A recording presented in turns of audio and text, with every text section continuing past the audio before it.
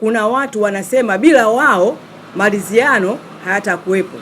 Wamekosea, kwa sababu bila wao uchaguzi ulikuwepo. Wao wamegoma na uchaguzi mkuu tumefanya. Yaliyopita ilikuwa ni kazi ya Mwenyezi Mungu, tugange yajayo. Ndugu waandishi wa habari, kikao changu cha leo hiki nipo hapa kwa sababu ya ndugu yangu mmoja anaitwa Heche. Mheshimiwa Heche inabidi atuombe msamaha. Mheshimiwa Heche ametukosea. Mheshimiwa Heche hawezi kusema AFP ni chama cha mifukoni. Ametukosea sana. Kama alitumwa, basi akamwambia aliyemtuma kwamba hakutukuta. Sisi chama cha AFP tumeumizwa na neno lake hili. Tunakuwa kama anatudhalilisha, anatuchukulia poa sana. Tunawambia AFP ni chama chenye watu, ni chama kilichokimbiza miezi miwili katika kugombea urais, na tulipata kula 42,457. Chama chetu kilikuwa ni chama cha 6 katika vyama 17 pamoja na wao kushiriki. Sasa asitafute kutuchokoza. Tunapenda amani, tunapenda maelewano, tunapenda kujenga nchi yetu. Hatuna ugomvi na chama chochote. Tunashirikiana na chama chochote. Sisi kushirikiana na Mheshimiwa Rais ilikuwa ni haki Mheshimiwa Rais kutuita, na sisi tukaenda tukakubali mwito wake, tukaenda kuzungumza na Mheshimiwa Rais.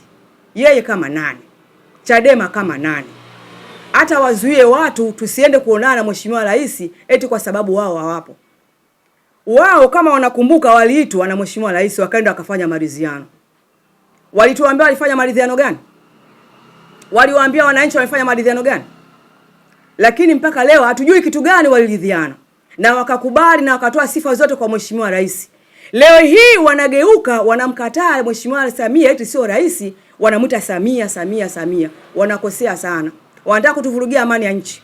Nchi yetu ni nchi ya amani. Tunakwenda kama tulivyoachiwa na wazazi wetu, Mwalimu Nyerere, Mheshimiwa Karume, walitengeneza amani ya nchi hii kwa vizazi vijavyo.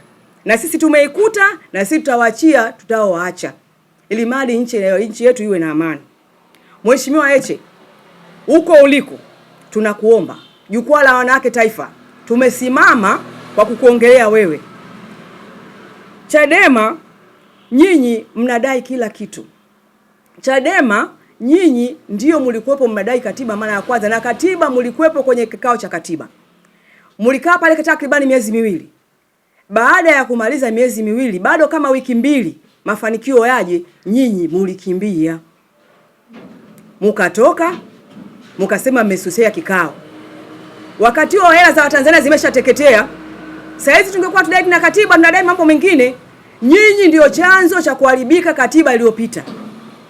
Leo hii mnakuja tena kutembea mnadai katiba, mnasumbua marais, katiba.